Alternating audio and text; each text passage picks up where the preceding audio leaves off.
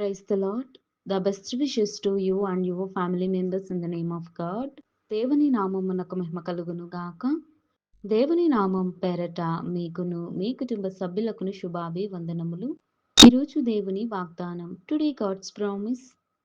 మీ పరలోకపు తండ్రి పరిపూర్ణుడు గనుక మీరును పరిపూర్ణులుగా ఉండెదరు. మత్తయి సువార్త 5వ అధ్యాయం 48వ వచనం. You therefore must be perfect, as your heavenly Father is perfect. The book of Matthew chapter 5 verses 48.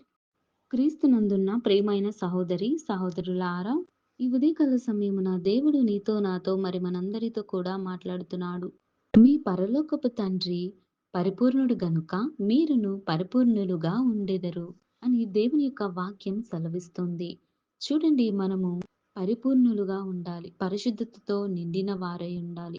మనలో ఎటువంటి పాపము గాని చెడ్డ తలంపులు గాని ఏమీ లేకుండా మనం యథార్థంగా మనం జీవించాలని దేవుడు మాట్లాడుతున్నాడు. అయితే మన పరలోకపు తండ్రి పరిపూర్ణుడై ఉన్నాడు గనుక మనము కూడా పరిపూర్ణులుగా ఉండాలి అని దేవుడు తెలియపరుస్తున్నాడు. అయితే మన యొక్క నడత, మన యొక్క తలంపులు, మన యొక్క హృదయము ఇవన్నీను కూడా సరిచేసుకోవాలి. దేవుని యొక్క వాక్యం చేతనే మన యొక్క జీవితం మారుతుంది.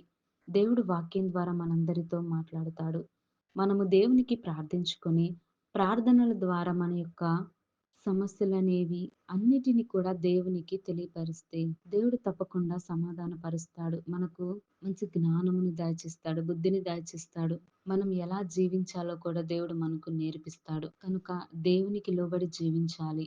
ఆయన వాక్యానుసారమైన జీవితాన్ని కూడా మనము కలిగి ఉండాలి. పరిపూర్ణమైన జీవితాన్ని దేవునికి మనం సమర్పించుకున్నట్లయితే దేవుడు మన కుటుంబాలను గాని మన యొక్క బిడ్డలను గాని దేవుడు ఆశీర్వదిస్తాడు. దేవుని యొక్క కృప మన కుటుంబాల మీద మన మీద మెండుగా ఉంటుంది.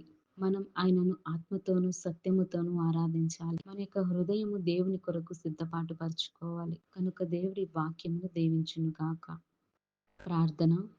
మహోన్నతుడా, మా ప్రియ పరలోకపు తండ్రి, నీ యొక్క పరిశుద్ధమైన పాదమునకు స్తుతులు స్తోత్రాలు తండ్రి. దేవా, నీవు పరిపూర్ణుడవు తండ్రి. మేము కూడా యథార్థంగాను పరిపూర్ణులుగా ఉండేలాగున సహాయం దయచేయండి. మమ్మలను మేము సరిచేసుకొని నీ నామానికి మహిమార్థకరంగా జీవించి నీ నామాన్ని హెచ్చించే కృపా కాపుదల మాకును ఈ వాక్యం వింటున్న వారందరికీ దయచేసి సమాధానముతోను నెమ్మదిని ఆరోగ్యాలతోనూ మంచి మార్గమును ప్రతి ఒక్కరికి కూడా దయచేయమని, నీకు లోబడే జీవితాన్ని ప్రతి ఒక్కరికి అందించి సహాయం దయచేయమని యేసయ్య నామమున అడుగుచున్నాను తండ్రి.